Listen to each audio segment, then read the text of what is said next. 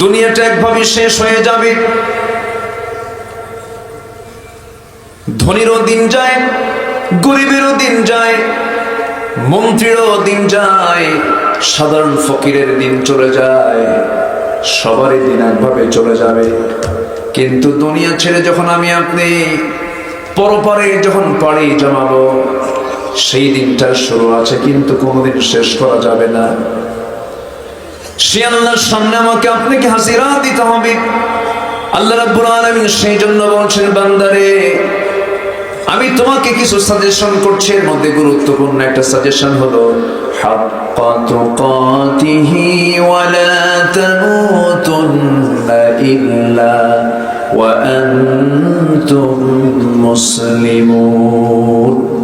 তোমরা আল্লাহকে যথাযথভাবে ভয় করো, যেমন করে ভয় করা উচিত, এবং সত্যিকারের মুসলমান না হয়ে তোমরা মৃত্যুবরণ করো না। কার কথা? আসতে বলবেন না, কার কথা? আমাকে সবচেয়ে বেশি ভালোবাসেন কে? সন্দেহ লাগে নাকি? এই পৃথিবীতে যত ভালোবাসা আছে, যত রহমত আছে, সমস্ত দয়া মায়াকে 100 ভাগে ভাগ করলে পরে আল্লাহ তাআলা মাত্র 1 ভাগ সকল সৃষ্টির মাঝে ভাগ করে দিয়েছেন, আর বাকি 99 ভাগ অংশ রহমত, ভালোবাসা, দয়া মায়া তার নিজের জন্য রেখে দিয়েছেন। এই পৃথিবীর যত মানুষ আমাকে ভালোবাসে, সমস্ত ভালোবাসা 1 পাল্লায় দিয়ে দেব। আমার আল্লাহর ভালোবাসা 1 পাল্লায় দিয়ে দেব। আমার আল্লাহর ভালোবাসাই বেশি ভারী হয়ে যাবে। মা আমাকে ভালোবাসেন, বাবা আমাকে ভালোবাসেন, স্ত্রী আমাকে ভালোবাসেন, ভাই আমাকে ভালোবাসেন, আত্মীয় আমাকে ভালোবাসেন, কিন্তু যত পৃথিবীর যত মহাব্বত থাকুক না কেন, আমাকে সবচাইতে বেশি ভালোবাসেন কে? আসতে বলবেন না, কে? মার পেটে 10 মাস আমাকে খাইয়ে দিয়েছেন কে? মার পেটে আমাকে দেখেছেন কে? দুনিয়াতে খাওয়া সহজ না মার পেটে খাওয়া সহজ? বলেন, মার পেটে খাওয়া সহজ? এই কেমনে সহজ? খাইছেন আপনারা? টের পাইছেন? মার পেটে খাওয়া কেমনে সহজ হলো? আমার যখন কোনো অস্তিত্ব ছিল না, উল্লেখযোগ্য আমার কোনো পরিচয় ছিল না, আল্লাহ রাব্বুল আলামিন আমার পরিচয়টা দিয়ে দিয়েছেন। আল্লাহ রাব্বুল আলামিন বান্দাকে একটা সূরার শুরুতেই প্রশ্ন করছেন, হাল আতা আলাল ইনসানি হিনুম মিনাদ দাহরি লাম ইয়াকুন শাইআম মাযকুরা। ও বান্দা, তোমার কি জীবনে এমন একটা সময় যায় নাই যে সময়ে তোমার কোনো উল্লেখযোগ্য কোনো পরিচয় ছিল না? সবে গিয়ে নির্গত 1 ফোঁটা পানিকে আমি আল্লাহ রাব্বুল আলামিন সক্রিয় করে দিয়েছি। সেই পানিকে সক্রিয় করে জমাট করে দিয়েছি, আলাক করেছি, ঝুলন্ত করেছি, মুদগা করেছি, আসমা করেছি, হাড় মাংস চামড়ার প্যাকেট করে দিয়েছি, একটা গোশতের পিণ্ড বানিয়ে দিয়েছি। ওর মধ্যে আমি ওয়ানাফাখা রূহাহু, তার মধ্যে আমি প্রাণ সঞ্চার করে দিয়েছি। কানের জায়গায় কান দিয়েছি, নাকের জায়গায় নাক দিয়েছি, চোখের জায়গায় চোখ দিয়েছি, মুখের জায়গায় মুখ দিয়েছি, জিহ্বার জায়গায় জিহ্বা দিয়েছি। তোমার মাথা থেকে পা পর্যন্ত যা কিছু তোমার এসেনশিয়াল, যা কিছু প্রয়োজন, সমস্ত চাহিদা আমি তোমার দেহের মধ্যে পূরণ করে দিয়েছি। কার পেটের ভিতরে? আসতে বলবেন না, কার পেটের ভিতরে? মার পেটের ভিতরে। পৃথিবীর সমস্ত মিল ইন্ডাস্ট্রিজ, ফ্যাক্টরিগুলো পণ্য তৈরি করতে গেলে পর্যাপ্ত আলো ছাড়া কোনো ফ্যাক্টরি চলে না। কিন্তু আমাকে আপনাকে যিনি বানালেন, এমন ফ্যাক্টরিতে বানালেন, এমন একটা মার পেটের জায়গার ভিতরে, অন্ধকার জায়গায় আমাকে বড় করলেন। শুধু অন্ধকার নয়, মার পেটটা হলো নিকষ কালো ঘন অন্ধকার, আলো ছাড়াই এত সুন্দর করে বানালেন। আল্লাহ রাব্বুল আলামিন সূরা আলার শুরুতে বলছেন, সাব্বিহিসমা রাব্বিকাল আ'লা আল্লাযী খালাকা ফাসাওয়া ওয়াল্লাযী قدر فهدى والذي أخرج المرعى فجعله غثاء أحوى জোরে বলুন আল্লাহু আকবার। আমার আগে একজন কারিউল কোরআন তেলাওয়াত করলেন সূরা আলা থেকে, মনে হচ্ছে যেন কোরআন ওহী আকারে নাযিল হচ্ছে। কত সুন্দর তেলাওয়াত, বলি আলহামদুলিল্লাহ, জোরে বলি আলহামদুলিল্লাহ। কিসের কনসার্ট, মিউজিক ছাড়া কিছুই চলে না। পৃথিবীতে যত সুর আছে এর মধ্যে শ্রেষ্ঠ সুর হলো কোরআনের সুর। পৃথিবীতে যত সুর আছে এর মধ্যে সবচেয়ে শ্রেষ্ঠ সুর হলো আযানের সুর। সম্মানিত ভাইয়েরা, আমাদের সবই ছিল, সবই আছে, কিন্তু সবচেয়ে মুসলিম উম্মার জন্য সবচেয়ে বড় সংকট হলো সৎ নেতৃত্বের সংকট। আজকে যদি মুসলিম উম্মাহ যদি সৎ নেতৃত্ব পেত, গোটা পৃথিবীর নেতৃত্ব আজকে মুসলমানদের হাতে চলে আসতো, কিন্তু তা তো নয়। সম্মানিত ভাইয়েরা, আজকে 2023 সালের দ্বিতীয় দিন পার হচ্ছে। আমাদের কানে এরকম কিছু কথা শুনিয়ে দেওয়া হয়েছে 2023 সাল নাকি দুর্ভিক্ষের বছর। মানুষ খেয়ে মরবে না, না খেয়ে মরবে। মানুষের চিন্তা বেশি না আল্লাহর চিন্তা বেশি? বলেন, আমাকে সবচেয়ে বেশি ভালোবাসেন কে? তো আমার বিষয়ে সবচাইতে বেশি যিনি পেরেশান থাকবেন তিনি কে? আল্লাহ তাআলা। গোটা বিশ্বের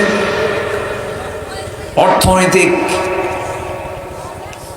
যে সিচুয়েশন, গোটা পৃথিবীর বৈশ্বিক যে ফিনান্সিয়াল ক্রাইসিস, সব দিক থেকে যে ক্রাইসিস, সেই দিক থেকে লক্ষ্য করে অনেকেই বলছেন এই বছরটা অত্যন্ত ভয়াবহ সময় পার করবে বিশ্ববাসী। কিন্তু না, এই বিশ্ব সংসার মূলত কে চালাবে? এই ছেলে কই যাও, বসো। আমি কি আলোচনা চালাবো? আমি কি আলোচনা চালাবো? সবাই থাকতে রাজি আছেন তো?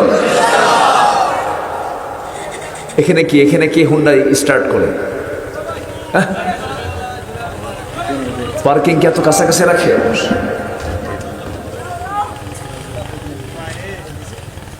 আমার দিকে তাকান। তাহলে গোটা দুনিয়াতে, পৃথিবীতে যত প্রাণী আছে সকল প্রাণীর রক্ষণাবেক্ষণ, জীবিকার দায়িত্ব কার হাতে?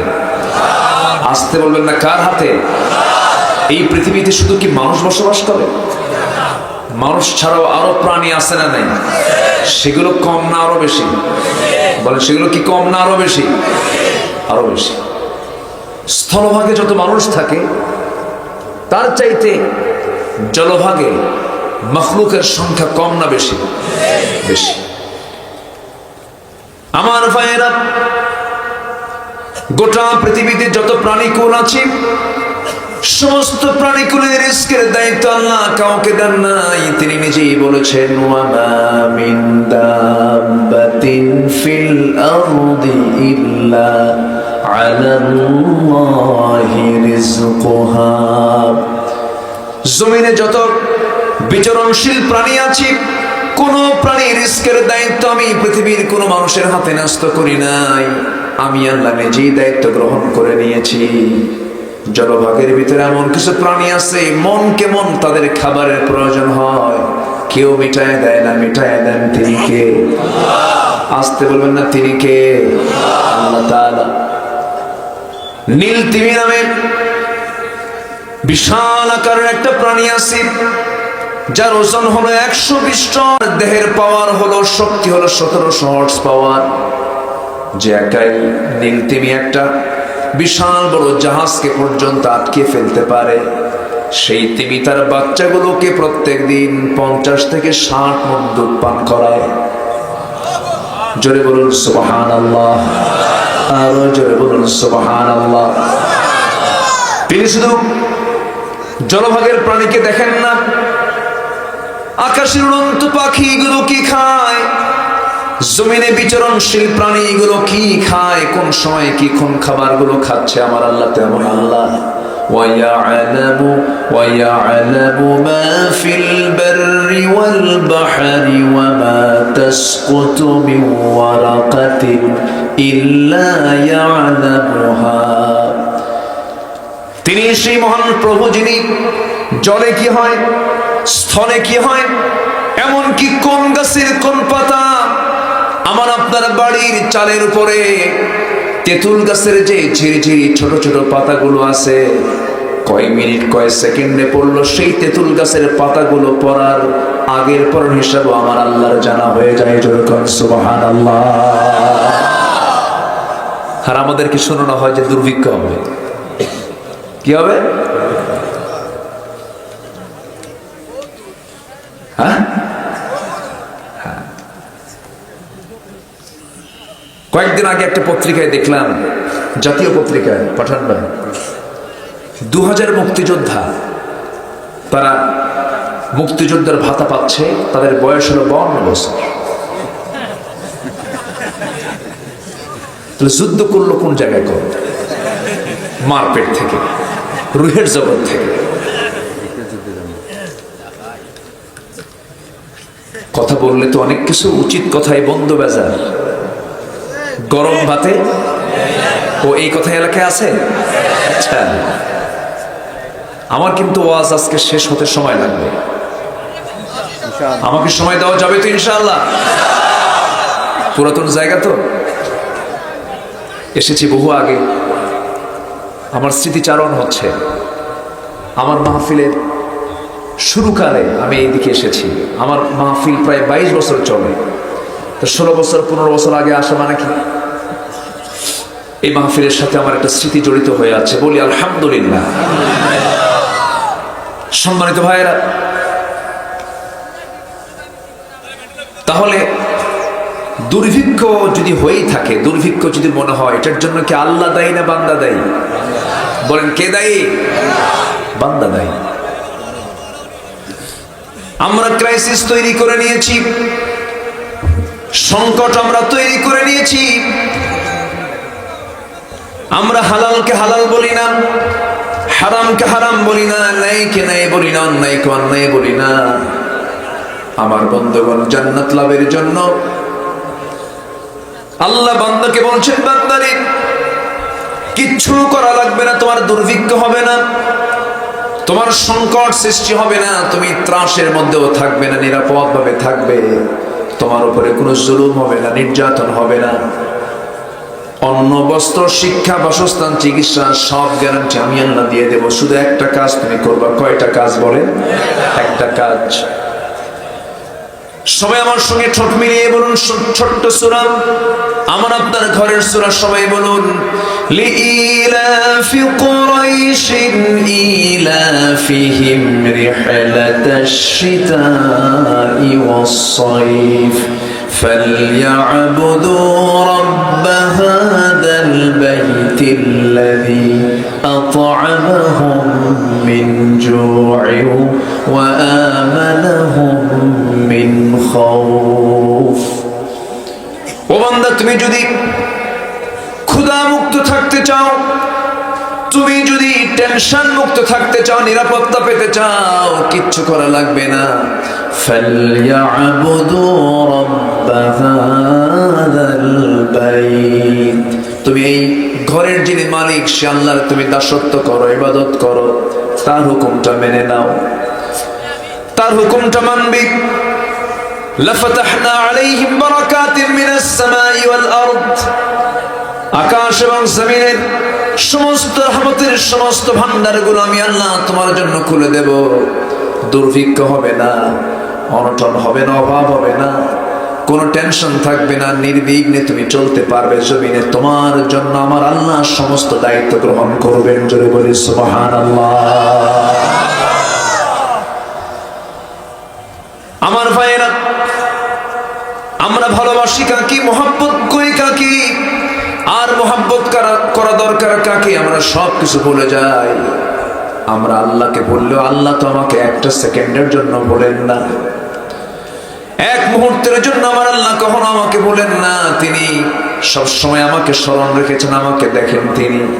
আল্লাহ বলছেন ওয়ায়ালামু খাইনাতাল আ'য়ুনি ওয়া মা তুখফিস সুদূর। তোমার চক্ষু কি খেয়ানত করে, তোমার অন্তরে তুমি কি গোপন চিন্তা, কি দানা বেঁধে রেখেছো, সব আমি আল্লাহ জানি। এই জন্য আমার জীবনের সকল কাজকর্মের সবচেয়ে বড় রাজ সাক্ষী তিনি কে? আসতে বলবেন না তিনি কে? আল্লাহকে যদি আমরা রাজ সাক্ষী মনে করতাম, তাহলে কি আমরা কখনো হারাম কাজে যেতাম নাকি? জমির আইল ঠেলতাম নাকি? এইদিকে জমির আইল ঠেলা ঠেলে আছে নাকি? আছে। সুদের কারবার আছে নাকি? শুধু আছে? হ্যাঁ আছে। এই সময় কেউ নড়াচড়া করবেন না, উঠবেন না। যিনি উঠবেন আমি ভাববো ওটাই সুদ খায়। থাকেন। দুঃখ লাগে বর্তমান দুনিয়ার দিকে তাকালে, যে যত বড় সুদের কারবার করে তাকে নোবেল পুরস্কার দেওয়া হয়। সুদ কত ভয়াবহ একটি অপরাধ, অথচ সুদকে উৎসাহ দেওয়া হচ্ছে। সুদের পক্ষে অর্থকে এগিয়ে নিয়ে যাচ্ছে, অর্থনীতি চালাচ্ছে সুদ কেন্দ্রিক, অথচ সেই সমস্ত লোককে সামাজিকভাবে প্রতিষ্ঠিত করা হচ্ছে। সুদের সর্বনিম্ন গুনাহ হলো নিজের মার সঙ্গে জেনা করা। জোরে বলি নাউজুবিল্লাহ। আবার এটাও সমাজ আজকে বাস্তব রূপ নিয়েছে। মসজিদ কমিটির সভাপতি যিনি, ওই এলাকার বড় সুদখোর তিনি। এ এলাকায় আছে কিনা জানি না, যাক তাহলে তো ভালো। দখল হতে হতে মসজিদ কমিটি পর্যন্ত দখল হয়ে গেছে। সভাপতি সুদখোর, সেক্রেটারি মদখোর, আর ক্যাশিয়ার হলো জেনাকার। কি গুরুত্বপূর্ণ দায়িত্ব দেখছেন? এই হলো মসজিদ কমিটি। খতিব ওয়াজ করবে কেমনে? খতিবের তো খুতবা দেওয়াই কঠিন, কারণ 3 পদে 3 বিশিষ্ট ব্যক্তি, ওয়াজি তো নাই। হঠাৎ করে মুখ ফসকে একদিন বের হয়ে গেছে, লা তাকুলুর রিবা আযআফাম মুযাআফা, তোমরা চক্রাহারে তোমরা সুদের কারবার করো না। বক্তব্য দিতে নিয়ে খতিব সাহেবের চোখের সঙ্গে সভাপতির চোখ পড়ে গেছে। নামাজ শেষে সভাপতি সাহেব বলে, খতিব সাহেব ওয়াজ তো ঠিকই করলেন, কিন্তু আমার দিকে ছায়া থাকলেন না। কি কথা কি বুঝতেছেন? সম্মানিত ভাইয়েরা, এই পদে তাকে অধিষ্ঠিত করলো কারা? আমরাই। আমাদের দোষ নাই? আমাদের দোষ আছে না নাই? উচিত ছিল সুদখোর, মদ, শরাবখোর, জেনাকারদের মসজিদ থেকে ঘাড় ধাক্কা দিয়ে বের করে দেওয়া। মসজিদের দায়িত্ব পালন করবে কারা? কোরআনে স্পষ্ট বক্তব্য আছে না নাই? আচ্ছা, আল্লাহ রাব্বুল আলামিন মসজিদের দায়িত্ব পালন করবে কারা সুন্দর করে বলে দিয়েছেন। এই সূরার ভিতরে শুরুর দিকে বলেছেন, ইন্নামা ইয়া'মুরু মাসাজিদাল্লাহি মান আমানা বিল্লাহি ওয়াল ইয়াউমিল আখির ওয়া আকামাস সালাতা ওয়া আতাস যাকাতা ওয়া লাম ইয়াখশা ইল্লাল্লাহ فعسى أولئك أن يكونوا من المهتدين جل الله أكبر। মসজিদের দায়িত্ব তো তারাই পালন করবে, মসজিদ কমিটির দায়িত্ব তারাই পালন করবে যারা 1 নম্বরে যাদের মধ্যে গুণ থাকবে, ঈমান আনবে কার উপরে? আস্তে করে ঈমান আনবে কার উপরে? আখিরাতের প্রতি বিশ্বাস আনবে, নামাজ কায়েম করবে, যাকাত আদায় করবে এবং এই পৃথিবীতে আল্লাহ ছাড়া কাউকে ভয় করবে না। আল্লাহ ছাড়া কাউকে ভয় করবে না। তাহলে এই সমস্ত গুণ যদি কোনো বান্দার মধ্যে না থেকে সে মসজিদ কমিটির মেম্বার হতে পারবে না। আমার বন্ধুগণ, এইরকম করে করে সমাজের রন্ধ্রে রন্ধ্রে সবচাইতে দুর্নীতিবাজ, অসৎ শ্রেণী, মূর্খ শ্রেণী আসল জায়গাগুলোতে বসে যাওয়ার কারণে আজকে সবচেয়ে মাজলুমের শিকার হচ্ছে ভালো মানুষগুলো। আস্তে কল্পনা জোরে কোন ঠিক কিনা? আখির জামানার একটা লক্ষণ হলো, কিয়ামতের একটা আলামত হলো, শেষ সময় শেষ জামানায় মূর্খরা চেয়ারে বসে যাবে আর জ্ঞানীরা পালাতে থাকবে। সেই চিত্রই তো আজকে আমরা দেখতে পাচ্ছি। আল্লাহ রাব্বুল আলামিন সেই জন্য বলছেন, বান্দারে এই দুনিয়া থেকে তোমাকে বিদায় হতে হবে, এই দুনিয়া ছেড়ে তোমাকে আসতেই হবে। যখন কারো গোলামি করতে যেও না, আমার গোলামি করে আসো, আমার হুকুমটা মেনে আসো। কাউকে না ভালোবেসে আগে এক নাম্বার ভালোবাসা তুমি আমার জন্য বরাদ্দ করো। তুমি আমার দিকে 1 হাত আগাবে, আমি তোমার দিকে 10 হাত আগাবো। বান্দা তুমি আমার দিকে হেঁটে হেঁটে আসবে, আমি তোমার দিকে দৌড়ে দৌড়ে যাব। আমাকে মাফ করার জন্য কে আছেন? আসতে বলবেন না, কে আছেন? আমার সুদিনেও আল্লাহ, দুর্দিনেও আল্লাহ, হায়াতেও আল্লাহ, মওতেও আল্লাহ। এই পৃথিবীর কোনো মানুষ আমার সারা জীবন কোনো উপকার করতে পারবে না, কিন্তু যে আল্লাহ আমাকে বানিয়েছেন সবসময় আমাকে, আমি তাকে ছাড়া কোনোদিন কোথাও চলতে পারবো না। এই যে আমরা এখানে বসে আছি, আমার মাথা থেকে পা পর্যন্ত গোটা বডি কে চালান? আসতে বলবেন না, কে চালান? এই মাথার চুলগুলো কে বড় করে দেন? হাতের নখগুলো কে বড় করে দেন? আমার গায়ের রক্তগুলো কে চালান? লাংসটা কে চালান? লিভারটা কে চালান? কিডনি কে চালান? চোখটা কে চালান? চোখ দিয়ে দেখে কে? আল্লাহ দেখে, আমরা দেখি? দেখি আমরা চালান, দেখি আমরা চালান আল্লাহ, আমরা দেখি আল্লাহ চালান। আল্লাহ যেহেতু চালান, সে আল্লাহকে আমার চোখ দিয়ে আমি কি দেখবো কি দেখবো না তিনি কি হুকুম করতে পারেন না? অবশ্যই পারেন। তিনি তো আমাকে, আমার চোখটা চালান, তিনি তো বলে দিবেন তুমি এই চোখ দিয়ে কি দেখবা কি দেখবা না। আমরা কি দেখলাম? গত 1 মাস আগে একটা বল নিয়ে 22 জন ঘোরাঘুরি করলো। কয়জন? 22 জন মারামারি করে গোল দিল। রাত 3টায় খেলা হবে উম্মতে মুহাম্মাদি, আর এটার দিকে ঘুম থেকে জায়গা পায় উজু করে খেলা দেখলো, তাই না?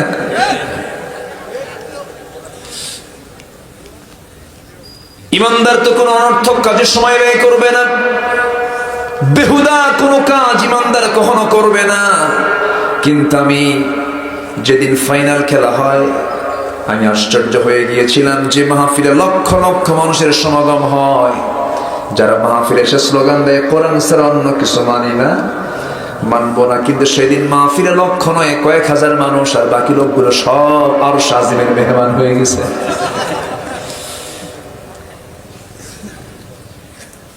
একটা প্রশ্ন করবো, আপনাদেরকে রাগ করা যাবে না। আমার দেশে মানুষ বেশি না চোর বেশি? বলেন, ভালো করে বলেন। আমার দেশে মানুষ বেশি না চোর বেশি? গত বছর চিটাগাং মাহফিল করতে গেছি আমি, আলোচনা করতেছে, আলোচনার শেষে জুতা রাখছে কোনায়, দেখি মাহফিল শেষে জুতা নাই। এমন ওয়াজ শুনছে, জুতা নাই। মসজিদে যাবেন, একমাত্র আমার দেশে এটা। আমি তো বাইরে অনেক জায়গায় গেছি, অনেক দেশে গেছি। আমার দেশের মসজিদগুলোতেও যত ভিআইপি মসজিদ দেখবেন, বড় বড় মসজিদ দেখবেন, সেখানে উপায় নাই, জুতা আপনি বাইরে রেখে যাবেন। আপনি যাওয়ার আগে জুতা আগে যেতে হবে। তাও কোথায়? মসজিদ। এবং জুতা আপনি যদি পিছনে রাখেন তাও দেখায় না। জুতা রাখতে হবে সামনে, সেজদা বরাবর। একবার সেজদার দিকে নজর, একবার জুতার দিকে নজর। সেজদা থেকে উঠে আগে জুতা দেখতে হবে, জুতা আছে তো। আমি কি ভুল বলছি? আসতে বলবেন, আমি কি ভুল বলছি?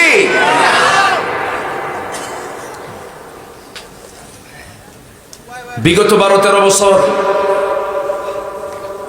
এই দেশ থেকে 14 লক্ষ কোটি টাকা দেশ থেকে পাচার হয়েছে।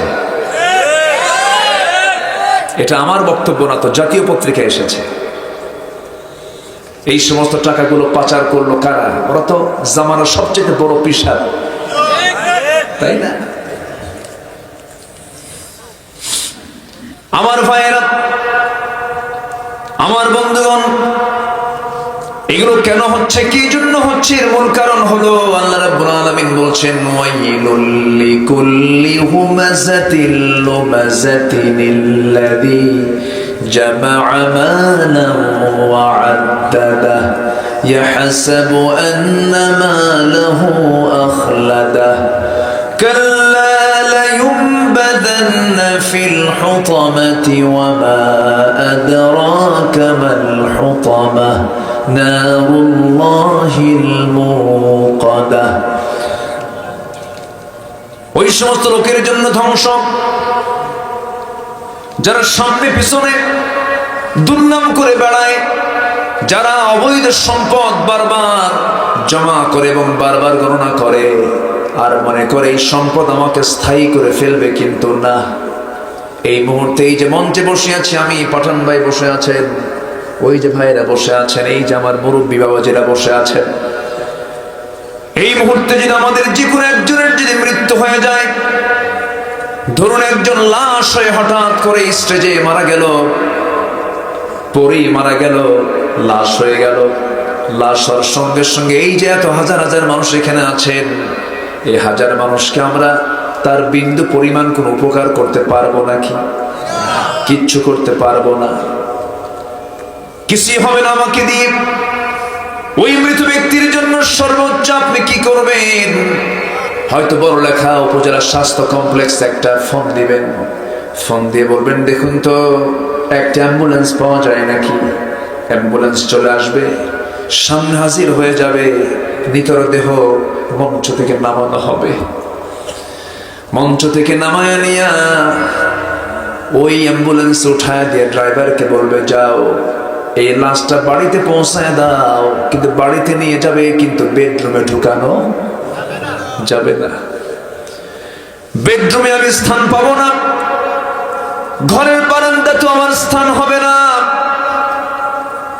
আমাকে নিয়ে গিয়ে ওই বাড়ির একটা কোনায় বাইরে কিছু কাপড় দিয়ে আড়াল করে চোখের উপরে ঠান্ডা এই আবহাওয়ার মধ্যে আমাকে লাশটা আমার ফেলে দেবে চোখের উপরে। গরম পানি গোসল করবে, আমার জন্য গরম পানি সংগ্রহ করবে, গরম পানি দিয়ে গোসলটা করায় দেবে। নিজের গোসল করার কোনো শক্তি থাকবে না, গোসল সম্পন্ন হয়ে যাবে। বাজার থেকে সবচেয়ে কম দামি সাদা কাফনের কাপড় একটা নিয়ে আসবে একজন, আরেকজন দা নিয়ে যাবে বাঁশ কাটার জন্য, আরেকজন যাবে কোদাল নিয়ে কবর খনন করার জন্য। ধীরে ধীরে আত্মীয় স্বজন বাড়ি ভরে যাবে, সবার চক্ষু লাল হয়ে যাবে, চোখে পানি টলমল করবে, অস্থির চিত্ততা বিরাজ করবে, বউটা কাঁদবে, সন্তানটা কেঁদে কেঁদে অস্থির হয়ে যাবে, কিছুক্ষণ কাঁদবে, আবার সেই সন্তানটাই বলবে, ঠিক আছে বেশি দেরি করা যাবে না, লাশটা পচে যাবে, তাড়াতাড়ি দাফনটা করে দাও। জানাজা সম্পূর্ণ হয়ে যাবে রে, মরা মুখ সব দেখে দেখে চলে যাবে, টেনে হেঁচে কবরের দিকে নিয়ে যাবে। দিন শেষে কেউ আমার আপন নয়, আমার আপন হলেন কে?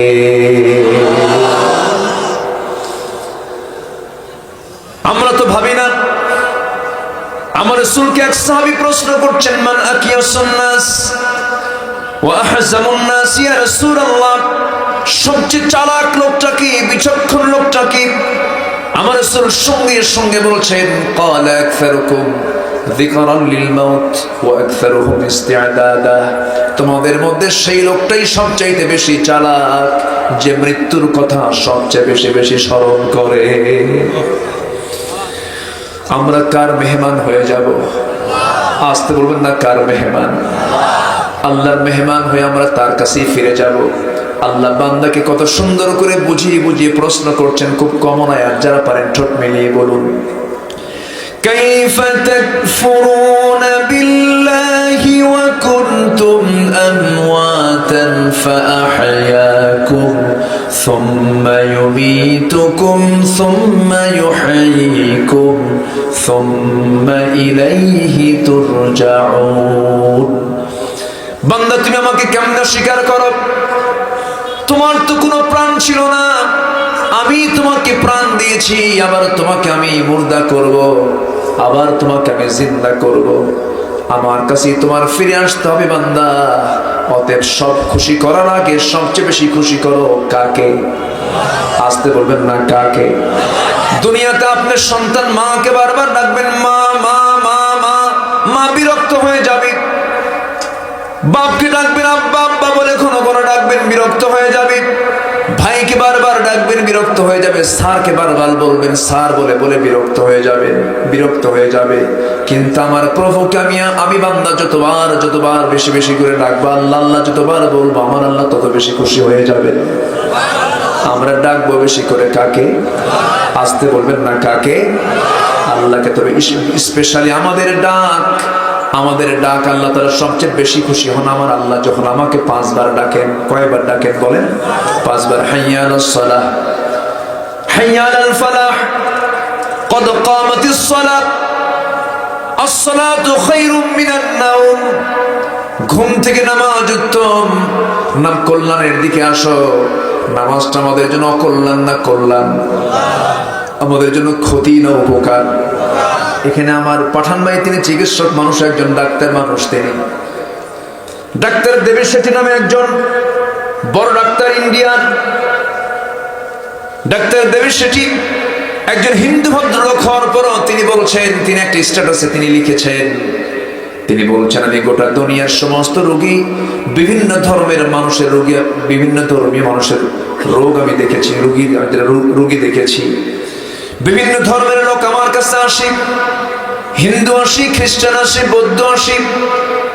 ওই সমস্ত রোগীদের আমি ব্রেন চেক করে দেখেছি, হার্ট টেস্ট করে দেখেছি, লক্ষ্য করে দেখেছি, গোটা দুনিয়ার মধ্যে সবচাইতে ফ্রেশ ব্রেন আর ফ্রেশ হার্ট হলো যে সমস্ত মুসলমান 5 ওয়াক্ত নামাজের সেজদা দেয়। যেরকম সুবহানাল্লাহ। নামাজের মধ্যে কল্যাণ না কল্যাণ? নামাজের মধ্যে লাভ না লস? লাভ।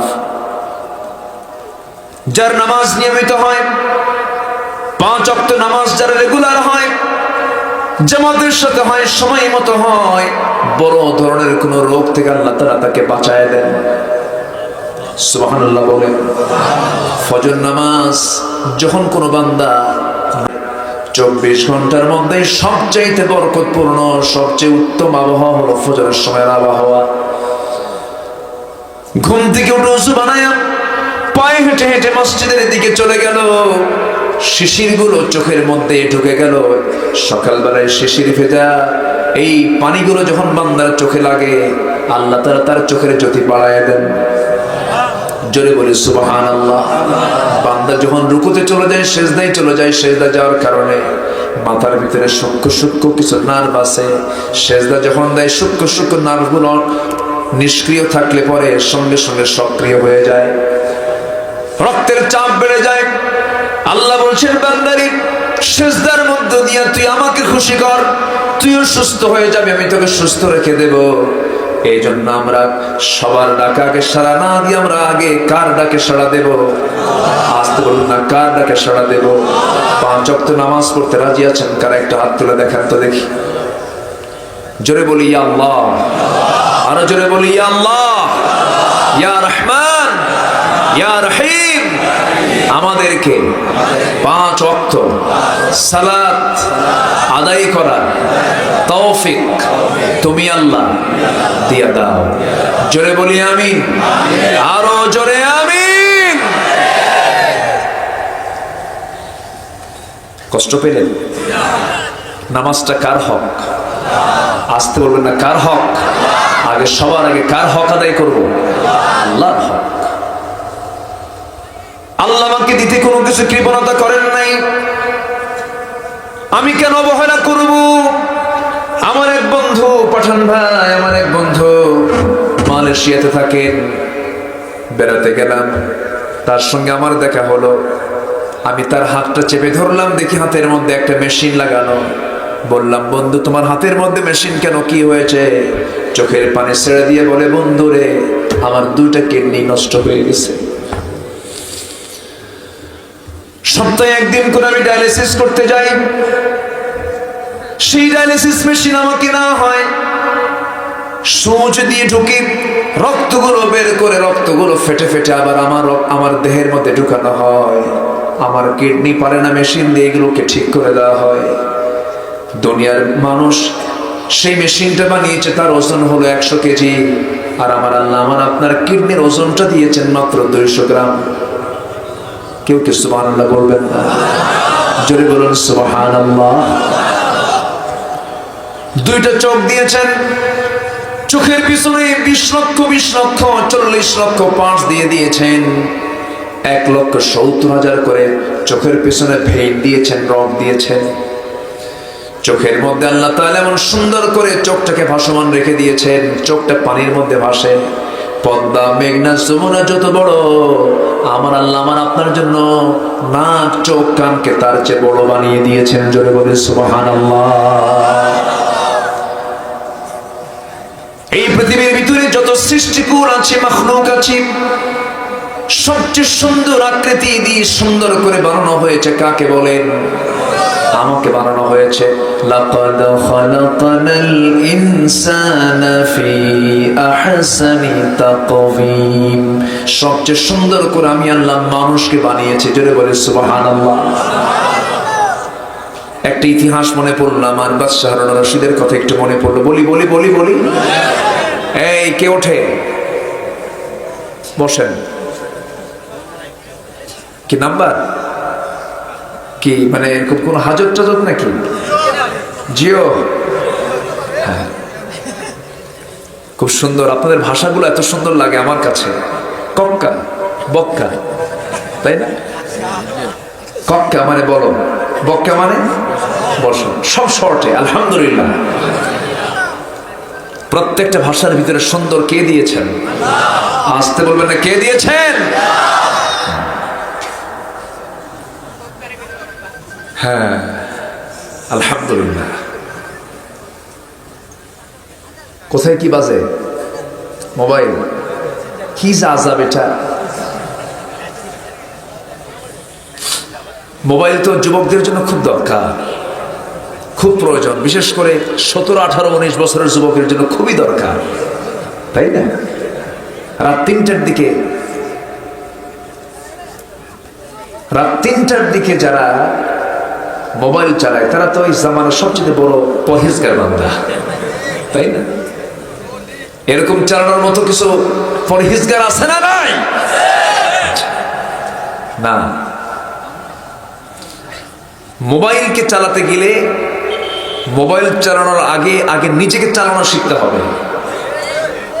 নিজে পরহেজগার হলে মোবাইলকে পরহেজগার রাখা যাবে। আজকে সমাজ ধ্বংসের সবচেয়ে বড় কারণ হয়ে গেছে আজকে এই ডিভাইসগুলো। শেষ করে দিয়েছে। 3 বছরের শিশু মোবাইল না দেখলে ভাত খায় না। আমি কি ভুল বললাম? আর মোবাইল যখন মানুষ দেখে মনে হয় কি জানেন? প্রতিবন্ধী। ডাকলেও এরকম আছে না? আছে না? নাই? আমি কি ভুল বলতেছি? মানে মোবাইল যখন কেউ দেখে, মানে মোবাইলটা যেন মানুষের হাতে আসার পর মানুষের প্রতিবন্ধী হয়ে গেছে। এই ভাই, এই দিক। আমি কি ভুল বলতেছি বলেন তো? সব শেষ করে দিন। সন্তানকে মোবাইল দিতে গিয়ে 1000 বার চিন্তা করতে হবে আপনাকে। এক মুহূর্তের ভিতরে আপনার সন্তান চরিত্রহীন হয়ে যাচ্ছে, খেয়াল করতে হবে। এইগুলো কথা মনে বলার দরকার নাই, আছে না? নাই? যুবক, আজকের মাহফিলে আমি যুবকদেরকে বেশি লক্ষ্য করছি। যুবকদেরকে আমি আজকে 3টা আমল শেখাবো। 3টা কাজ তুমি করবে, তোমার রিজিকের ফয়সালা আল্লাহ করে দিবেন। আলহামদুলিল্লাহ বলেন। শুনতে রাজি আছো না যুবকরা? জোরে বলি ইনশাআল্লাহ।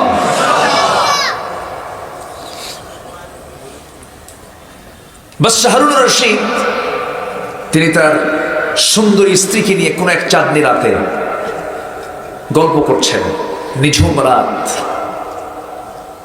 নিঝুম রাতে চাঁদনি রাতে বসে তার অর্ধাঙ্গীর সাথে গল্প করতে করতে হঠাৎ করে আবেগ আপ্লুত হয়ে বলতেছে, আমার প্রিয়তমা, আমার স্ত্রী, আমি তোমাকে দারুণ ভালোবাসি। তুমি যত সুন্দরী আমার চোখে মনে হচ্ছে তুমি আমার চোখে এই মুহূর্তে আকাশের চাঁদের চেয়েও সুন্দরী। এরকম বলে না? আচ্ছা, এতটুকু বললেও তো হতো। এতটুকু বলে না শেষ করে এবার বলছে, শোনো, তুমি যদি আমার চোখে আকাশের চাঁদের চেয়ে তুমি যদি আমার চোখে যদি সুন্দর না হও, তাহলে তুমি 3 তালাক। কি কথা কি বুঝতেছে না? মানে বলতে বলতে 1 লাইন বেশি বলে ফেলছে। বউ এখন জিব্বায় কামড় মেরে বলে, তুমি আমার কি কইলা? এই তো নতুন বিপদ শুরু হয়ে গেল। ভাবি বেশি ভালোবাসতে যায় তো আমি তো আউট হয়ে গেলাম। আমার কথা কি বুঝে আসতেছে ভাই? এই কথা বলার সঙ্গে সঙ্গে বাদশাহ হারুন রশিদের স্ত্রী বলতেছে, আমার স্বামী, আমি আপনার সামনে দাঁড়াতে পারবো না, কারণ আমি আল্লাহকে ভয় পাই, আল্লাহর দ্বীনকে আমি মেনে চলার চেষ্টা করি। আপনি আমাকে এমন শর্ত জড়িয়ে দিয়েছেন, এখন তো আমার জানতে হবে আকাশের চাঁদ সুন্দর না আমি সুন্দর। আমি যদি তার যে সুন্দর না হই, আমি তো তালাক প্রাপ্ত হয়ে গেলাম। অতএব এদের সুষ্ঠু ফয়সালা না হওয়া পর্যন্ত আপনার সঙ্গে আমার দেখা করা জায়েজ হবে না, কথা বলা জায়েজ হবে না। এটার একটা ফয়সালা দরকার।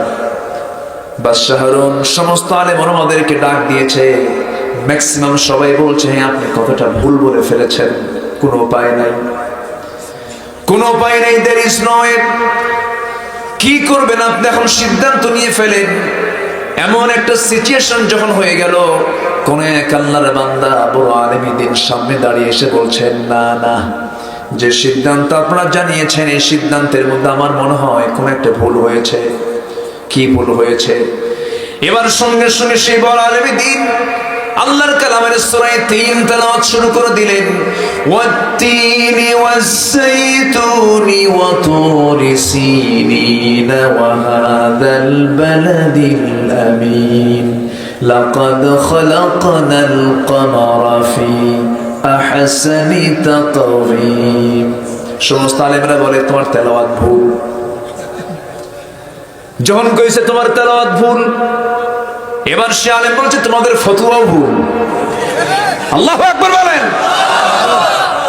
আমার তেলাওয়াত যদি রাইট হয়, আমার তেলাওয়াত যদি ভুল হয়, তাহলে তোমাদের ফতোয়াটা ভুল হয়ে গেছে। আমার তেলাওয়াত যদি তোমরা ঠিক করতে বলো, আমি ঠিক করছি। লাকাদ খালাকনাল ইনসানা ফি আহসানি তাকওয়িম। আমি একমাত্র মানুষকেই সকল সৃষ্টির ভিতরে সেরা সৃষ্টি করে সুন্দর করে বানিয়েছি। এখানে চাঁদও তো আল্লাহর সৃষ্টি, সূর্য আল্লাহর সৃষ্টি, আকাশ আল্লাহর সৃষ্টি। যত মাখলুক আছে সমস্ত মাখলুকের মধ্যে সবচেয়ে সুন্দর কে? মানুষ। অতএব চাঁদের চেয়ে বাদশাহ হারুনের বউ সুন্দর, তালাক হয় নাই। আল্লাহু আকবার বলেন। আমাকে সুন্দর করে বানিয়েছেন কে? সুন্দর করে কেন বানালেন? পৃথিবীর কোন প্রাণীর বিচার হবে না।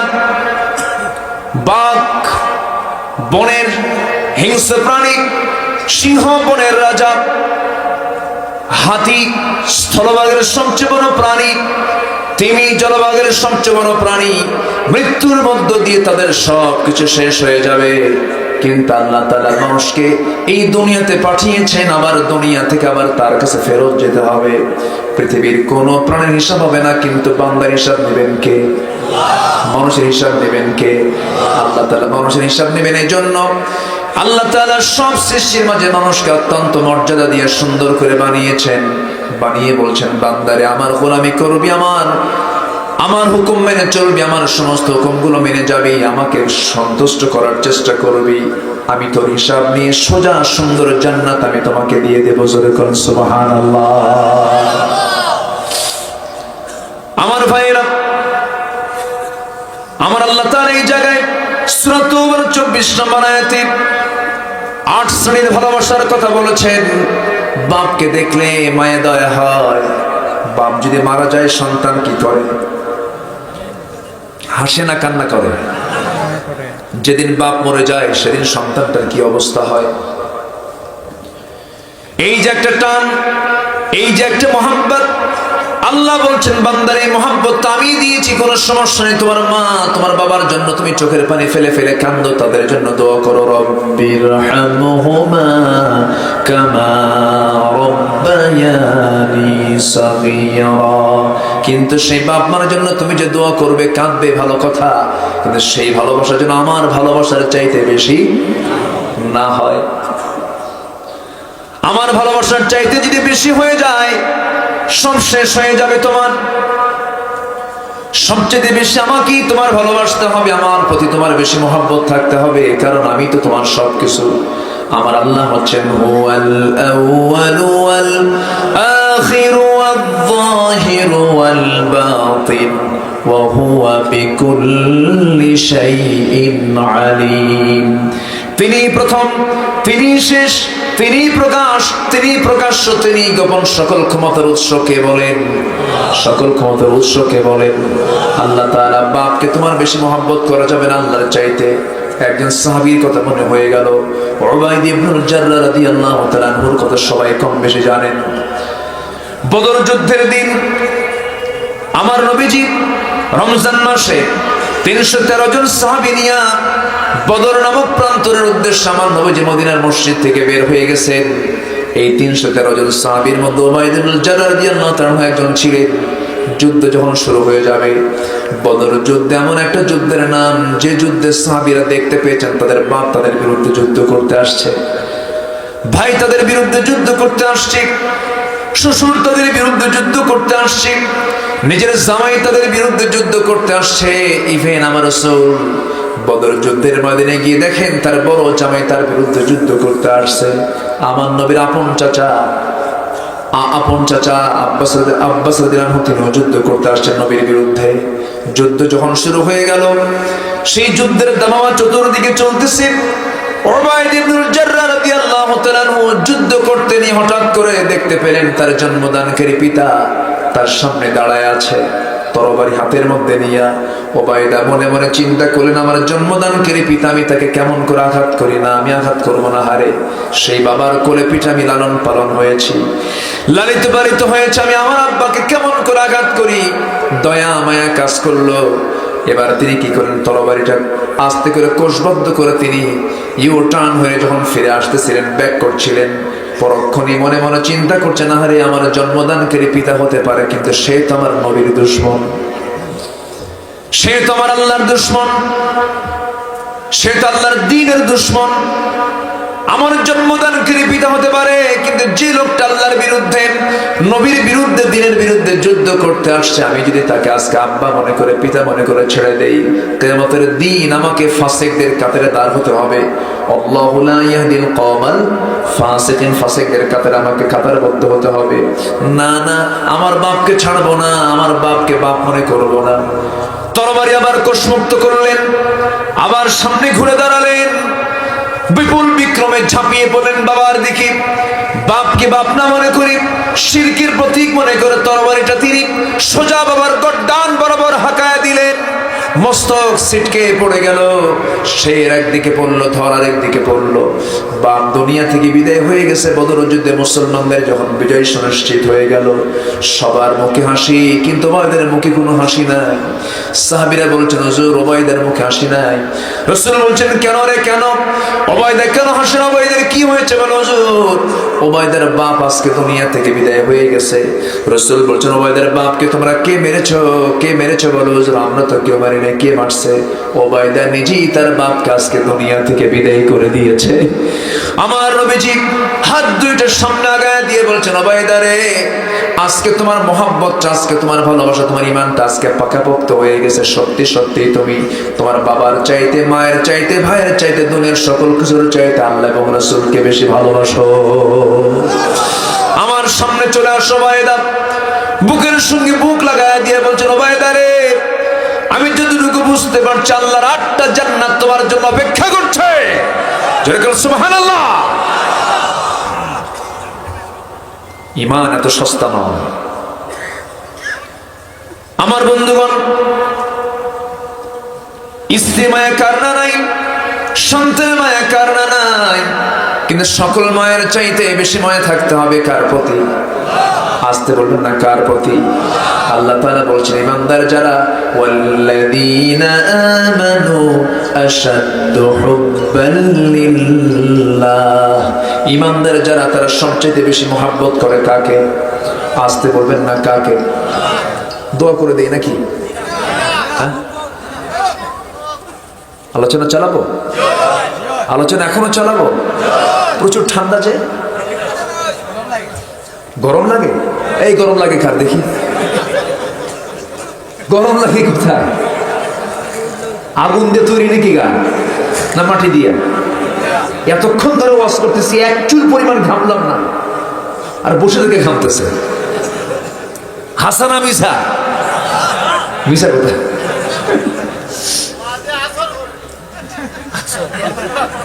ফজর হবে তো আবার, ফজর যেন হয়। জোরে বলি ইনশাআল্লাহ, আর জোরে বলি ইনশাআল্লাহ। খুব ভালো। এক মাহফিলে আমি বসে আছি, একজন কয় হুজুর মাতি লাক্ষা মাতি লাক্ষা। আমি তখন নতুন আসি, আমি তখন বুঝি না মাতি লাক্ষা মাতি লাক্ষা, মাতিলাও মাতিলাও। আল্লাহ আপনাদের ভাষার মধ্যে আরো অনেক একটা বরকত আছে ভাষায়, বলি আলহামদুলিল্লাহ। আমি একবার ত্রিপুরা গিয়েছিলাম। ত্রিপুরা তো সিলেটের পাশে, গুয়াহাটি, যে ইটা গুয়াহাটি না, এটা হচ্ছে আগরতলা। আগরতলা একটা স্টেশন আছে, সেখানে বিমানবন্দর আছে। তো ওই জায়গায় গিয়ে কথা বলতে নিয়ে দেখি সিলেটের মতো কথা বলে সব। ভাবলাম কি আমি কি সিলেটে আসলাম, না আগরতলা আসলাম, না চকিরতলা আসলাম?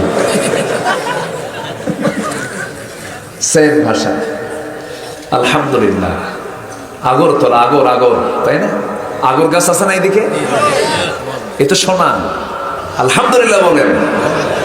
আপনার আতর দিয়ে কাবার দরজা কাবার দরজাকে সুগন্ধ করা হয় আপনার আতর দিয়ে, বলি আলহামদুলিল্লাহ। কাবার গিলাফকে সুগন্ধ করে দেওয়া হয় আপনার আতর দিয়ে, আলহামদুলিল্লাহ বলেন। কোন এলাকার মাটি দিয়া? সিলেটের মাটি দিয়ে, আলহামদুলিল্লাহ বলেন। এই মাটিতে তো আগর গাছ, মাটি তো এখানকার।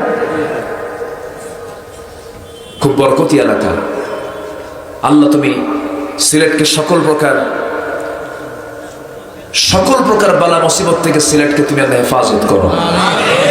গত বছর সুনামগঞ্জের সেই স্মৃতিটা ভুলতে পারি না। চোখের সামনে, মার চোখের সামনে সন্তান ভেসে যাচ্ছে। আল্লাহ তুমি সকল আযাব গজব থেকে সিলেটকে তুমি আল্লাহ হেফাজত করো। জোরে বলি আল্লাহুম্মা আমিন। সম্মানিত ভাইয়েরা, মন তো চাচ্ছে কথা বলি, কিন্তু আগামীকালকে তো মাহফিল আছে, সব দিকে তাকাতে হবে, ঠিক আছে না? সব দিকে তাকাতে হবে। তো শেষ করে দিই।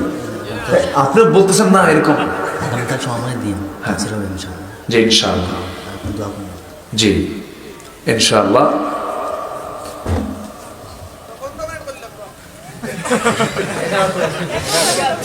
ঠিক আছে, দেখছেন কেননা আবার টাইমও বেঁধে দিচ্ছে। শোনেন, কোনো চিন্তা না কইরা আমার ফজর পর্যন্ত চালাই।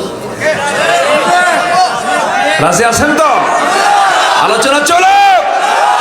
হুজুর বলুক।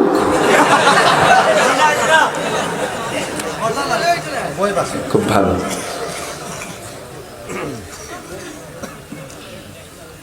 তাহলে আল্লাহ তাআলা প্রথমে বলছেন কি, তোমাদের পিতা। তাহলে পিতার চাইতে আমার আল্লাহকে কম ভালোবাসবো না বেশি ভালোবাসবো? ওয়া আবনাউকুম, তোমাদের সন্তান। ইব্রাহিম আলাইহিস সালামকে কি বলা হলো? ইন্নী আরা ফিল মানামি আন্নী আযবাহুক, স্বপ্নে দেখলাম আমার কলিজার টুকরা সন্তান আমি তোমাকে জবাহ করছি। সন্তানকে আব্বা, স্বপ্নে কেন বাস্তব করে রাখো? জোরে বলুন সুবহানাল্লাহ। সাতাজিদুনি ইনশাআল্লাহু মিনাস সাবিরিন। আল্লাহ তাআলা এমনি এমনি আমাকে আপনাকে জান্নাত দিবেন না, পরীক্ষায় পাস করতে হবে, এরপরে জান্নাত দিতে হবে মুসলমান। ওয়া ইখওয়ানুকুম, তোমাদের ভাই, ওয়া আজওয়াজুকুম, তোমাদের স্ত্রী। আবু সালমা রাদিয়াল্লাহু তাআলা আনহু তিনি হিজরত করে যাবেন মদিনার দিকে, রাসূল মক্কায় নাই। স্ত্রী উম্মে সালমা এবং সাথে সন্তানকে নিয়ে যাচ্ছেন মদিনার দিকে সস্ত্রীক সপরিবারে। নিজের আপন ভাই এসে 4 বছরের ছোট্ট বাচ্চাকে মেরে নিয়ে চলে গেল, জোরপূর্বক নিয়ে চলে গেল। শ্বশুর বাড়ির লোকজন এসে তার স্ত্রীকে বলল, তোমাকে যেতে হবে। এবং আবু সালমাকে বলা হলো, আবু সালমা, তোমার বউকে আমরা নিয়ে যাচ্ছি, আমরা উম্মে সালমাকে, আমাদের মেয়েকে তোমার সঙ্গে পাঠাবো না। মুস্কি হাসি মেরে বললেন, সন্তান নিয়ে যাচ্ছ, যাও। আমার স্ত্রীকে নিয়ে যাচ্ছ, ইমানের হুমকি দিচ্ছ, তোমরা নিয়ে যাও।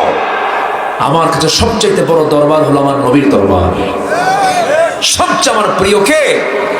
আল্লাহ। আবু সালমা মদিনার দিকে রওনা করলেন। উম্মে সালমা বাধ্য হয়ে, বাপ মা তাদের দুজনকে জোর করে নিয়ে চলে গেছে, গৃহবন্দী করে রেখেছে। আবু সালমা চলে গেছেন মদিনায়। উম্মে সালমার 6 মাস চলে গেল, 7 মাস চলে গেল, বছর গড়ে গেল। উম্মে সালমা এক রাতে সবার চক্ষু আড়াল করে স্ত্রী ওই সন্তানকে সাথে নিয়ে লুকোচুরি করে মক্কা থেকে মদিনার দিকে রওনা দিয়েছেন। মদিনার দিকে বের হয়ে তিনি রওনা দিয়ে মদিনা পর্যন্ত চলে গেলেন। মদিনায় যখন পৌঁছে গেছেন, ফজরের সময় আজান হয়ে গেছে। আজান হওয়ার সঙ্গে সঙ্গে নামাজ শুরু হয়ে গেল। নামাজ শেষে একটি এলান জারি হলো, আসসালাতু আলাল মাইয়িত, মৃত ব্যক্তির জানাজা হবে। মৃত ব্যক্তির জানাজা কার জানাজা? যার জানাজা পড়া হচ্ছে তিনি হচ্ছেন আবু সালমা। যে আবু সালমার স্ত্রী উম্মে সালমা ফজরের সময় তিনি মদিনায় পৌঁছে গেলেন। ফজরের পর তার ইন্তেকাল হয়ে গেল, জানাজা হয়ে গেল। নবীর কাছে সংবাদ গেল, হুজুর, আবু সালমার জানাজা তো পড়া না, কিন্তু উম্মে সালমা তার স্ত্রী মদিনায় হাজির হয়ে গেছে।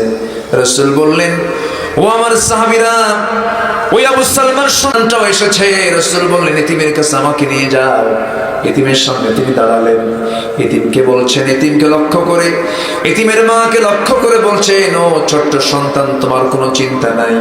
এতিমের মা, তোমার কোনো চিন্তা নাই। এই সন্তানের সমস্ত দায়িত্ব আমি রাসূল নিজের কাঁধে উঠায় নিলাম। উম্মে সালমা, তুমি কোনো চিন্তা করো না। আবু সালমা আমার প্রিয় সাহাবী, আমাকে সে দারুণ মহব্বত করে দুনিয়া থেকে বিদায় নিয়েছে। তোমার বিয়ের ব্যবস্থা হয়ে যাবে, আমি তোমার বিয়ের একটা সুন্দর ব্যবস্থা করে ফেলবো। উম্মে সালমা বলছেন, আমার রাসূল, এই দুনিয়াতে আমার স্বামীর চাইতে উত্তম কোনো পুরুষ আছে বলে মনে করি না। আমার জীবনে কোনো বিয়ের প্রয়োজন নাই। আমার নবীজি মাথা নিচু করে থাকলেন। সঙ্গী সঙ্গী আল্লাহর ফয়সালা হয়ে গেল, হে রাসূল, উম্মে সালমা এত চরিত্রবতী নারী যে তার জন্য পৃথিবীর কোনো পুরুষ নয়। আপনার রাসূল নিজেই তাকে বিয়ের প্রস্তাব দিয়ে দেন। জোরে বলুন সুবহানাল্লাহ। আমার ভাইরা, সাহাবীরা আল্লাহ কি রাসূল কি কত প্রাধান্য দিয়েছেন, তাদের ইতিহাস থেকে আমরা শিক্ষা গ্রহণ করে আমরা এই ইমান চর্চাগুলো করার চেষ্টা করব। আত্মীয় স্বজনের কথা বলা হয়েছে, মালামালের কথা বলা হয়েছে, বাসস্থানের কথা বলা হয়েছে। সকল কিছুর চাইতে আল্লাহকে বেশি ভালোবাসবে, রাসূলকে বেশি ভালোবাসবে। এবং আরেকটা কাজ, এটা হচ্ছে একটা গুরুত্বপূর্ণ একটা আমল, ওয়া জিহাদিন ফি সাবিলিহি, এবং আল্লাহর রাস্তায় জিহাদ করাকে তোমাদের বেশি পছন্দের কারণ হতে হবে। জিহাদের দরকার আছে না নাই? জিহাদের গুরুত্ব আছে না নাই? জিহাদকে অনেকে মানতে চান না। এমন কিছু, কি বলবো আমি, কি ভাষায় বলি, জিহাদকে মানতেই চায় না। জিহাদ কিসের রে? জিহাদকে জঙ্গের সঙ্গে লাগায় দিতে চায় এমন একটি অপচক্রান্তকারী কুলাঙ্গারের দল আছে না নাই? জিহাদ গুরুত্বপূর্ণ একটি অংশ ইসলামের। যে জিহাদ মানবে না, তার মরণ হচ্ছে মুনাফিকের মরণ। তার মরণ কিসের মরণ? মুনাফিকের মরণ। সম্মানিত ভাইরা, নামাজ পড়লাম, রোজা রাখলাম, হজ করলাম, দান সদকা করলাম, জিহাদকে বিশ্বাস করলাম না, আমার কোন আমলই কবুল হবে না। জিহাদের গুরুত্বটা কতটুকু আমার ছোট্ট একটা ইতিহাস মনে পড়লো। আমার নবীজি মদিনার 10 বছরে 86টি যুদ্ধ পরিচালনা করেছেন। কতটা বলেন? 86টা। এর মধ্যে নিজে তিনি 27টি যুদ্ধের নেতৃত্ব, যুদ্ধের সামনে অংশগ্রহণ করে তিনি মোকাবেলা করেছেন 27টি। এর মধ্যে অন্যতম একটা অভিযান ছিল হলো তাবুক অভিযান। তাবুক অভিযানে আমার রাসূল 30,000 সৈন্য নিয়ে তাবুকের প্রান্তরে পৌঁছলেন রোমানদের বিরুদ্ধে মোকাবেলা করার জন্য। কিন্তু রোমানরা ইতিপূর্বের যুদ্ধ থেকে তারা শিক্ষা কিছু পেয়েছিল। ইতিপূর্বে রোমানদের সঙ্গে সাহাবীদের যুদ্ধ হয়েছিল, যে যুদ্ধে রাসূল নিজে যান নাই, মুতার যুদ্ধ। সেই মুতার যুদ্ধে মুসলমানদের সৈন্য সংখ্যা ছিল হলো 3,000, কাফিরদের ছিল হলো 1 লক্ষ। মুসলমানদের বিজয় হয়েছিল, আলহামদুলিল্লাহ। সেই যুদ্ধে রাসূল যান নাই। এবার তিনি তাবুক প্রান্তরে রাসূল স্বয়ং উপস্থিত, এবং সৈন্য সংখ্যা হলো মুসলমানদের 30,000। আল্লাহু আকবার বলবেন না? যুদ্ধ শেষে হলো না। তাবুক অভিযান থেকে রাসূল বিনা যুদ্ধে ফেরত আসলেন। মদিনার মসজিদে বসা অবস্থায় একজন সাহাবী আস্তে আস্তে করে হেঁটে হেঁটে নবীর সামনে এসে বসলেন। নবীর সামনে এসে বসে বলছেন, ইয়া রাসূলুল্লাহ, আমি আপনার কাছে আজকে মাফ চাইতে এসেছি। রাসূল বললেন, কেন রে, কি হয়েছে তোমার, বলো। ইয়া রাসূলুল্লাহ, 30,000 সৈন্য নিয়ে আপনি যুদ্ধে রোমানদের বিরুদ্ধে মোকাবেলা করার জন্য তাবুকের প্রান্তরে গিয়েছিলেন। আমি সেই যুদ্ধে যাই নাই, তাবুকে পৌঁছে নাই, যুদ্ধে যাই নাই, জিহাদে যাই নাই। রাসূল শুধু প্রশ্ন করলেন, ও সাহাবী কাব বিন মালিক, কি জন্য যাও নাই, আমাকে কারণটা বলো। এবার তিনি সত্যটা বলে ফেলেন, ইয়া রাসূলুল্লাহ, যেতে পারতাম আমি যুদ্ধে, কিন্তু আমি গড়িমসি করে যাই নাই, অবহেলা করেছি, অবহেলার কারণে যেতে পারি নাই। হুজুর, আমি ইচ্ছা করলে যেতে পারতাম। আমার নবীজি মনক্ষুণ্ণ হলেন, মনটা খারাপ করলেন। এরপরে বলছেন, ও কাব বিন মালিক, আর কে কে যাও নাই? হেলাল বিন উমাইয়া যায় নাই। আর কে যাও নাই বলো? এরপরে মুরারা বিন রাবিয়া যায় নাই। কয়জন হলো? 3 জন হলো। রাসূল বলেন, আর কে কে যাও নাই? হুজুর, আমার তো আর জানা নাই। আমার নবীজি বলছেন, কাব বিন মালিক, তুমি এই মুহূর্তে মসজিদ থেকে বের হয়ে যাও। মসজিদ থেকে বের হয়ে গেলেন। জরুরি প্রজ্ঞাপন জারি করে রাসূল বলে দিলেন, ও মদিনার মুসলমানরা, ও মদিনার সাহাবীরা, আমি রাসূল প্রজ্ঞাপন জারি করলাম, কাব বিন মালিক, হেলাল বিন উমাইয়া, মুরারা বিন রাবিয়া, 3 জন যারা যুদ্ধে যায় নাই, জিহাদে যায় নাই, এদের সঙ্গে সালাম কালাম, লেনদেন, ব্যবসা বাণিজ্য সব কিছু বন্ধ, বয়কট। রাসূল বয়কটের ডাক দিলেন। সাহাবীদের কানে কানে সংবাদ চলে গেল। কাব বিন মালিক যখন এই কথা শুনলেন, শোনার মাত্র তার কাছে মনে হলো আকাশ যেন তার মাথার উপরে ভেঙে পড়ল। তিনি মনক্ষুণ্ণ ক্ষতবিক্ষত হৃদয় নিয়ে দরজার কাছে গেছেন। নিজের বাড়ির দরজার কাছে গিয়ে বউকে ডাকছেন, আমার স্ত্রী, দরজা খোলো। ভিতর থেকে স্ত্রী দরজার কাছে এসে বলছেন, আমার স্বামী গো, দরজা খুলবো, শর্ত হলো এই দিক দিয়ে দরজা খুলবো, আপনাকে ঘরের মধ্যে ঢুকিয়ে ফেলবো, পেছনের দরজা আমি বের হয়ে আসবো, কারণ যে ব্যক্তিকে রাসূল বয়কট করেছে, আমি স্ত্রীও তাকে বয়কট করলাম।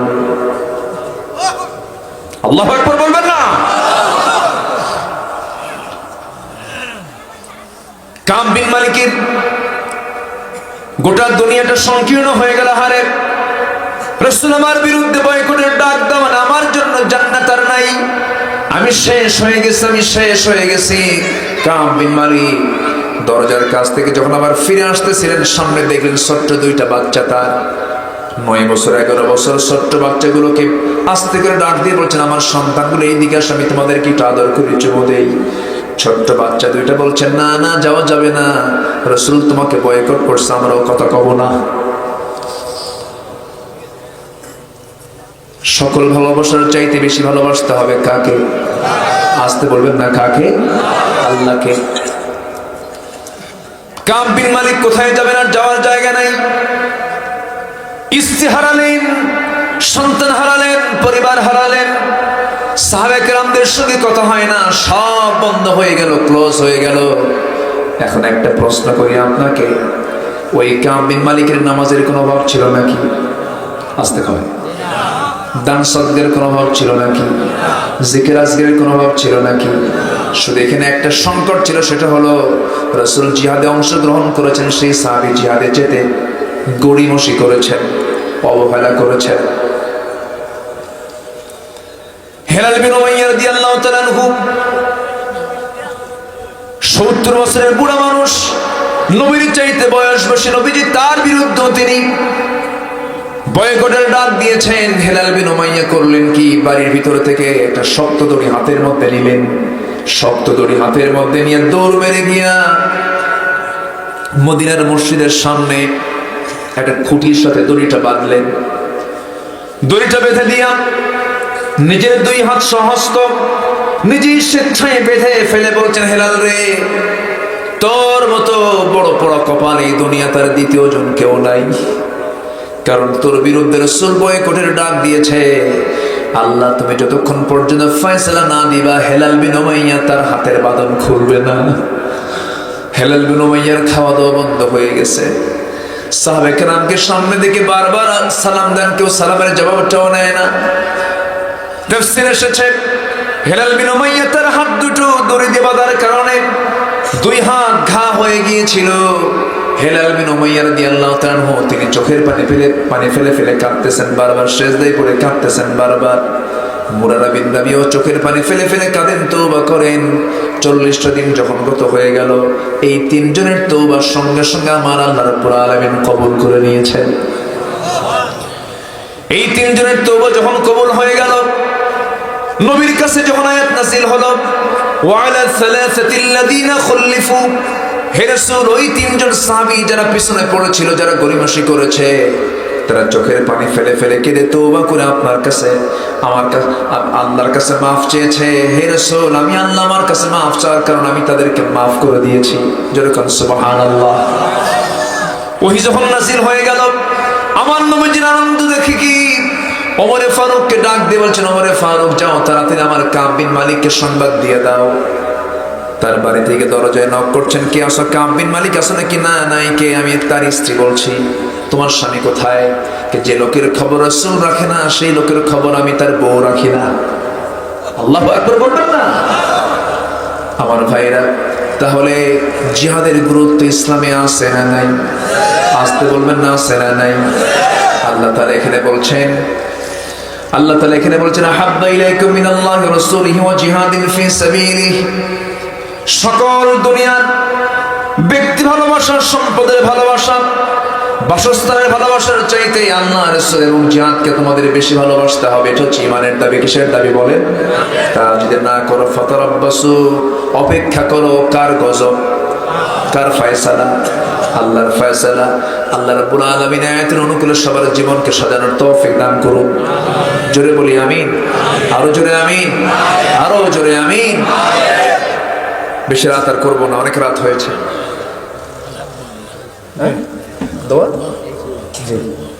আর কারো কোনো কিছু চাওয়া আছে বলেন? সবাই খুশি হয়েছেন তো? জি। অনেক প্রবাসী ভাই, এলাকার অনেক প্রবাসী ভাই আছেন, আমরা তাদের জন্য দোয়া করবো। অনেকেই দোয়া চেয়েছেন। আগামীকালকে মাহফিল আছে, আসবেন না সবাই? আসবেন ইনশাআল্লাহ। জোরে বলি ইনশাআল্লাহ। প্রচুর ঠান্ডা পড়েছে, এই ঠান্ডার ভিতরে কষ্ট করে যারা আসবেন তাদের সওয়াব বেশি হবে। এই দোয়া না করে যান কে? বসেন।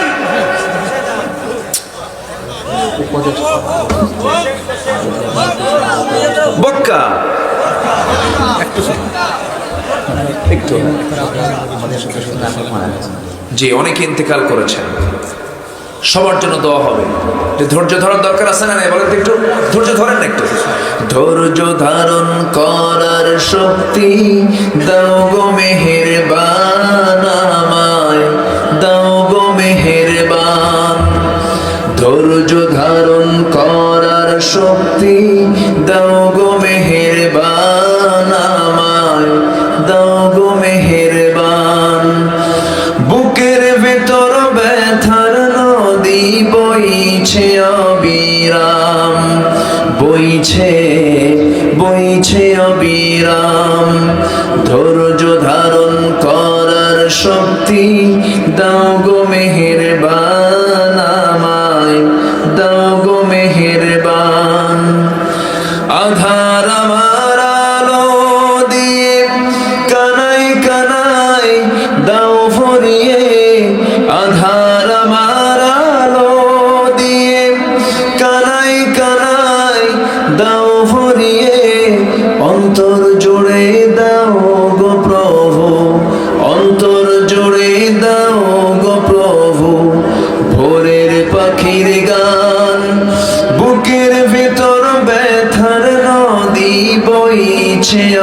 অবিরাম, বইছে বইছে অবিরাম। ফাগুন কেড়ে নেয়া চৈত্র আষাঢ় করে দাও, গাছে গাছালির শীতল ছায়ায় জীবন ভরে দাও, আমার জীবন ভরে দাও। আমার ধুধু মরুর দেশে দাও গো জোয়ার ভাটার শেষে, আমার ধুধু মরুর দেশে দাও গো জোয়ার ভাটার শেষে। পারাবারের বাউরি বাতাস, পারাবারের বাউরি বাতাস আমায় করো দান। বুকের ভেতর ব্যথার নদী বইছে অবিরাম, বইছে বইছে অবিরাম। ধৈর্য ধারণ করার শক্তি দাও গো মেহেরবান, আমায় দাও গো মেহেরবান।